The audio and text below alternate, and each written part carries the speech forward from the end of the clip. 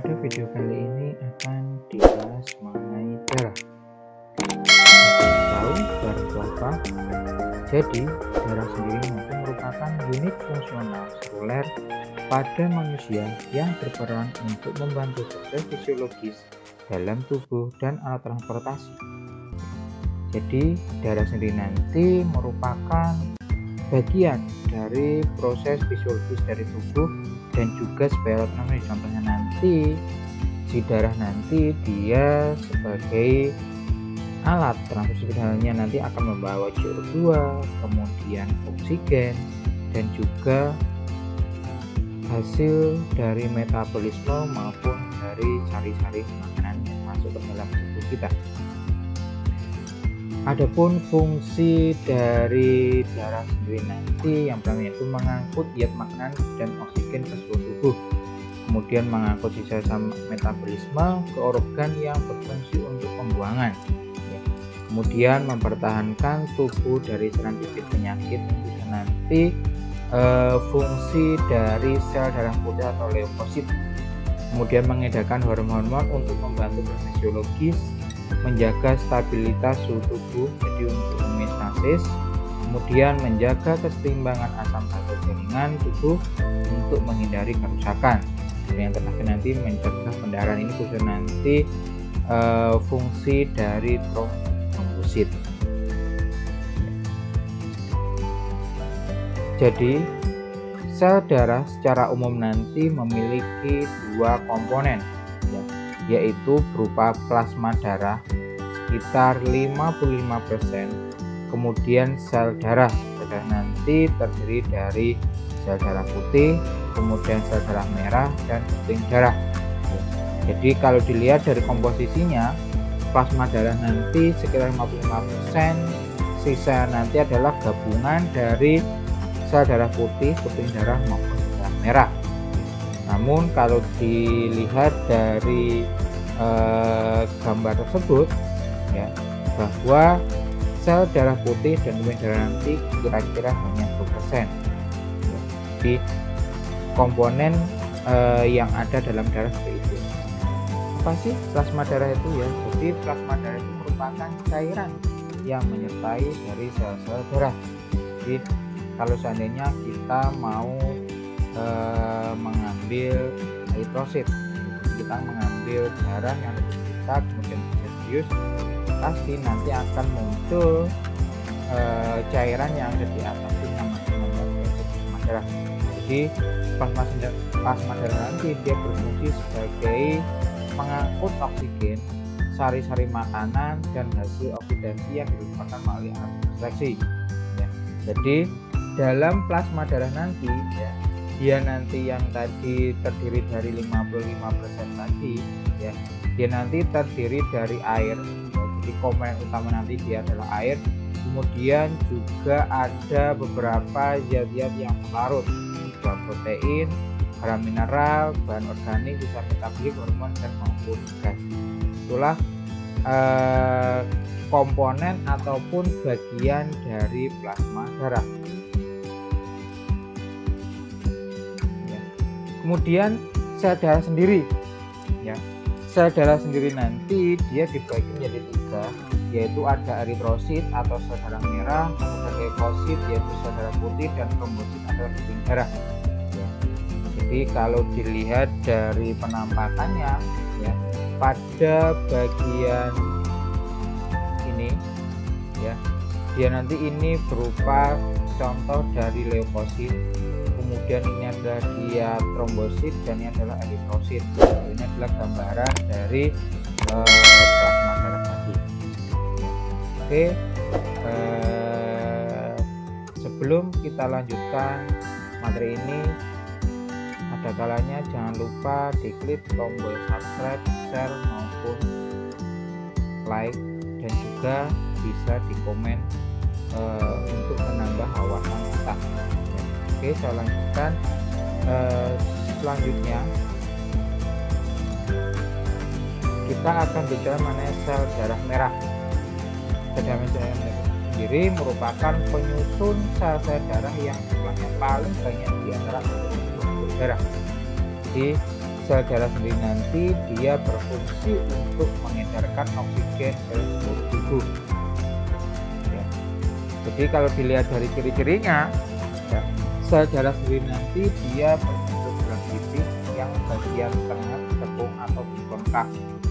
Kemudian tidak berinti, jelas warnanya merah karena banyak mengandung hemoglobin.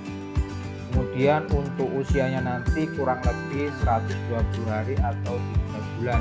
Sebab itu makanya kalau kita mau donor darah kita harus menunggu 3 bulan.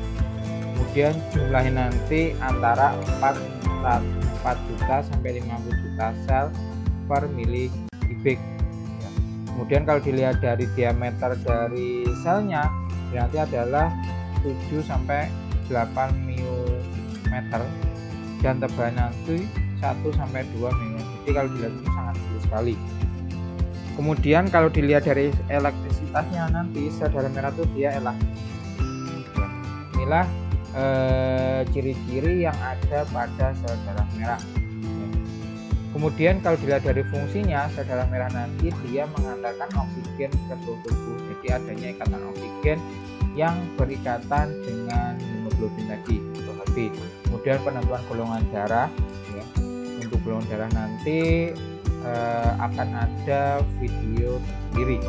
Kemudian menjaga sistem kekebalan tubuh. Ya, ini jadi sel darah merah nanti dia juga dapat membentuk suatu antibodi. Kemudian untuk pelebaran pembuluh darah. Kemudian kalau tadi di depan cirinya dia berwarna merah karena dia banyak mengandung pigmen merah yang disebut dengan hemoglobin. Jadi hemoglobin nanti adalah merupakan suatu protein yang terdiri dari hemin dan globin.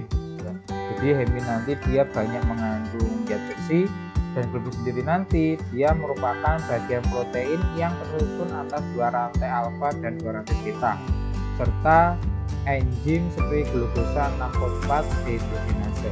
Jadi untuk dilihat dari strukturnya, ya, jadi struktur dari eritrosit atau sel darah merah seperti ini. Jadi ada ikatan alfa, kemudian ada golongan dari ini, kemudian ada ikatan beta tadi. Jadi dia memiliki 2 ikatan alfa dan 2 ikatan beta. Jadi kalau dilihat dari strukturnya seperti ini. Kemudian bagaimana sih pembentukan dari eritrosit sendiri? Jadi eritrosit nanti dia dihasilkan pertama kali pada saat kita di minggu pertama. Jadi nanti berbentuk di dalam kantung kuning. Ya. Jadi pembentukan nanti dia disebut sebagai eritropoiesis. Kemudian setelah beberapa bulan nanti akan terbentuk dari dalam hati, limfa atau kelenjar tulang. Jadi pembentukan nanti dia diproduksi oleh adanya rasahan hormon erythropoietin ya, yang disintesis oleh ginjal. Kemudian saat sebelum dan sesudah meninggalkan sumber tulang belakang, jadi sel darah merah nanti itu banyak diproduksi pada sumber tulang belakang.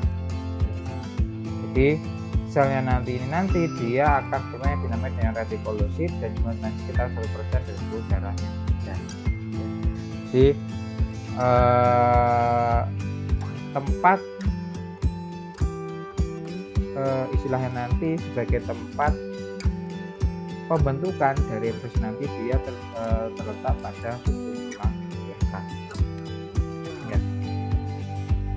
Itu mengenai sel darah merah. Dan sel darah putih sendiri nanti atau leukosit ya, itu merupakan sel darah putih tidak memiliki hemoglobin. Jadi dia tidak memiliki Hb. Ya, nanti sel darah putih nanti tidak berwarna. Jadi warna nanti cenderung warna putih. Ya. Dia nanti fungsi utama nanti dia ya sebagai pertahanan kekebalan tubuh. Ya, jadi sel darah putih nanti ada nama leukosit dan ada nama limfosit. Jadi kalau limfosit nanti dia melindungi tubuh dengan cara membentuk antibodi. Ya. Sedangkan leukosit sendiri nanti dia melindungi tubuh dengan cara memakan kuman yang masuk dalam. Jadi sel darah putih nanti dia terdiri dari limfosit dan juga leukosit.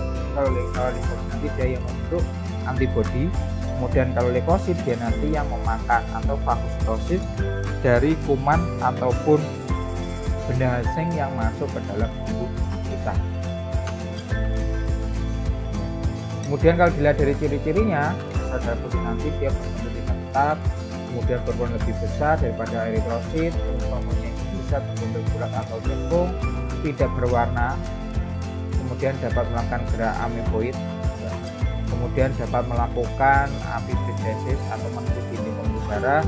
Kemudian kalau dilihat dari umurnya, ya, dia nanti sekitar 6 sampai 9 hari. Jadi lebih singkat dibandingkan dengan sel darah merah. Kemudian jika sudah mati, leukosit nanti akan diserap oleh hati. Ya. Jadi nanti fungsi utama nanti dia akan melawan kuman dengan cara memakannya atau fagositosis. Ya. Kemudian kalau berdasarkan, jadi ada beberapa pembagian dari sel darah putih ini dibagi berdasarkan ada tidaknya granula, ya, yang ada pada sitoplasma. Jadi dibagi menjadi dua, yaitu leukosit, granulosit, dan agranulosit.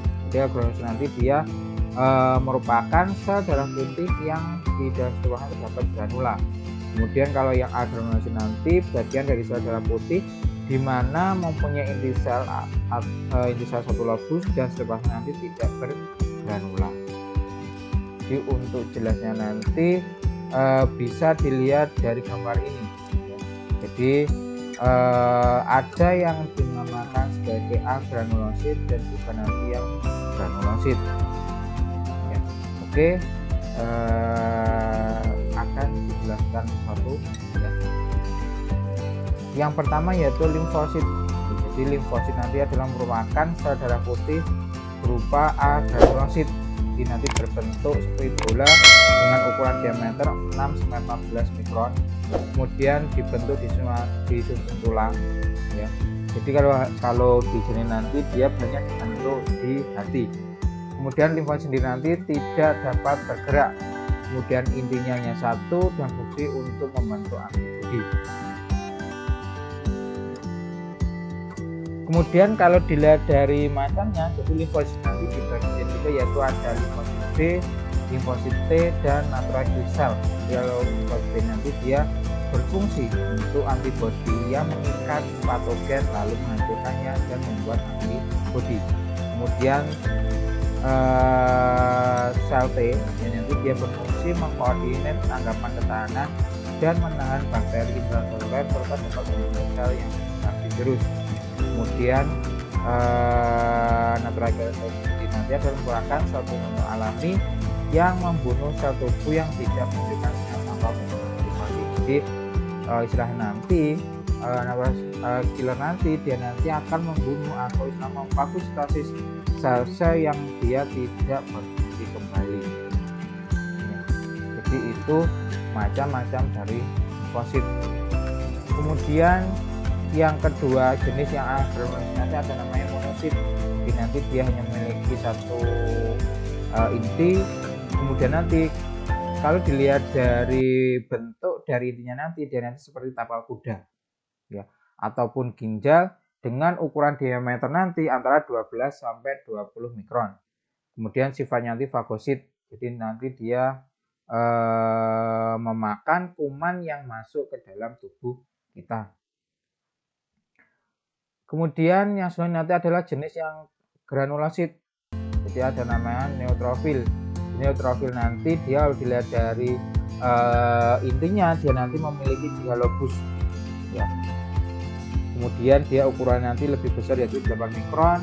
Kemudian bersifat fagosit, ya, dengan cara nanti masuk ke jaringan yang terinfeksi. Jadi kalau ada tubuh kita terinfeksi, neutrofil nanti dia akan masuk ke jaringan yang nanti akan memakan kuman ataupun benda asing yang masuk ke kita. Ya. Jadi kalau dari masa aktifnya nanti, ya, dia nanti sekitar 6 sampai 20 jam. Kemudian yang selanjutnya nanti adalah eosinofil. Nanti dia memiliki 2 lobus ya. Kemudian kalau dilihat dari fagositasnya dibandingkan dengan neutrofil tadi, dia nanti lebih lemah. Kemudian nanti berbentuk hampir seperti bola dan ukuran nanti lebih besar, yaitu sekitar 9 mikron. Kemudian selanjutnya nanti yang jenis yang granulasi yang ketiga nanti adalah basofil. Basofil nanti dia bentuknya bulat atau oval. Kemudian nanti dia kalau meninggalkan sistem sirkulasi nanti dan terakumulasi dalam cairan-cairan sel nanti pada tempat infeksi atau peradangan. Jadi basofil nanti dia akan terakumulasi atau berkumpul nanti pada daerah yang terinfeksi ataupun yang mengalami peradangan. Jadi sistemnya nanti dia akan melepaskan toksin yang dapat membunuh organisme infeksius dan parasit yang masuk ke dalam tubuh kita yang menyebabkan infeksi maupun peradangan. Jadi fungsi dari sel darah putih sendiri nanti dia adalah sebagai benteng pada tubuh kita. Ya. Kemudian kalau untuk pembentukan sel darah putih nanti ya, dia banyak dibentuk pada susun tulang ini jenis dari granulosit dan monosit, dan juga nanti ada yang dibentuk di jaringan limfe ya. Ini juga nanti ada yang limfosit dan sel plasma sendiri ya. Jadi kalau dilihat dari gambar tersebut bahwa sel utama baik sel darah putih sel darah merah adalah hemoglobin. Jadi nanti ada yang dia modelnya nanti monoblas, kemudian limfoblas, neoblas, sphenoblast, dan megabloblas. Jadi kalau yang megabloblas nanti dia akan membentuk trombosit, kemudian kalau limfoblas dan monoblas nanti dia akan membentuk leukosit, kemudian kalau proerythroblast nanti dia akan membentuk eritrosit. Jadi itulah gambaran dari pembentukan sel darah putih sendiri. Kemudian yang selanjutnya nanti adalah yang terakhir adalah bagian sel darah, yaitu berupa keping darah atau trombosit. Di trombosit nanti merupakan sel kecil yang ada dalam darah yang berfungsi untuk membantu pembentukan bekuan darah sehingga nanti dapat menghentikan pendarahan yang terjadi. Ini banyak nanti keping darah nanti banyak berfungsi pada saat penutupan luka. Ya. Kemudian kalau dilihat dari ciri-cirinya nanti ya, trombosit nanti dia ukuran kecil ya, kemudian bentuknya tidak beraturan, kemudian terdapat jumlah nanti sekitar 2000 sampai 4000 butir per mili darah. Jadi kalau pada darah nanti ya, setelah istilahnya nanti diisolasi ataupun dipurnikan, dia nanti hanya trombosit. Jadi trombosit nanti dia gabungan dari sel darah putih yang jumlahnya hanya 10%. Kemudian tidak berinti ya, sehingga nanti dia umurnya pendek. Jadi masa hidupnya nanti kurang lebih 10 sampai 12 hari. Ya. Jadi kalau kekurangan darah nanti kekurangan keping darah nanti ini dapat penyakit nanti adalah hemofilia. Jadi dan nanti dia cepat seperti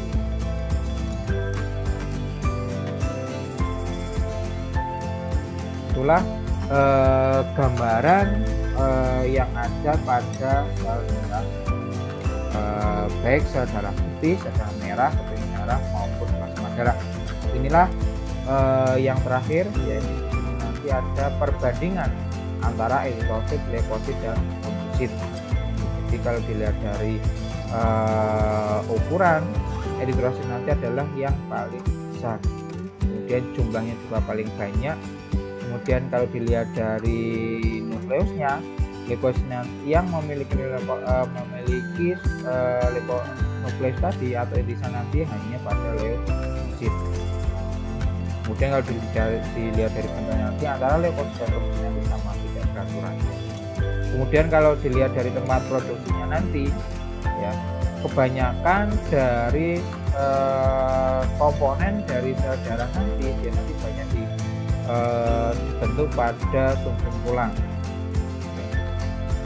ataupun juga nanti ada yang kelenjar limfa nanti pada leukosit. Jadi biasa nanti sel darah nanti itu banyak terbentuk pada bagian-bagian tulang yang berongga, khususnya pada retrosit. Jadi yang terdapat pada tulang-tulang pipa atau tulang gigi. Oke, sekian penjelasan mengenai darah. Ya, kurang lebihnya saya mohon maaf. Sampai ketemu di video berikutnya. Jangan lupa diklik tombol subscribe, kemudian di like ataupun share, dan juga nanti komen. Terima kasih atas perhatiannya. Sampai ketemu lagi. Assalamualaikum warahmatullahi wabarakatuh.